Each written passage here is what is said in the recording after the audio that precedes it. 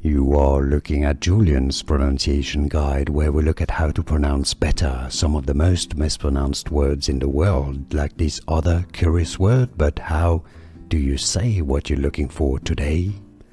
Let's learn how to pronounce this word from French. This means a child in French. So how do you say child or kid in French? Enfant. Enfant. The T is silent at the end. Enfant. Now, if you have several kids or children, you add an S in the spelling at the end, but the pronunciation doesn't change. You add an S when you write it, but you don't pronounce the S. So the spelling would become E-N-F-A-N-T-S, and it's still pronounced enfant. So singular or plural has the same pronunciation.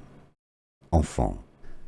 Here are more videos on how to pronounce more confusing words and names too many mispronounced. Like this video if you found it useful. I appreciate your support. I'll see you soon and thanks for watching.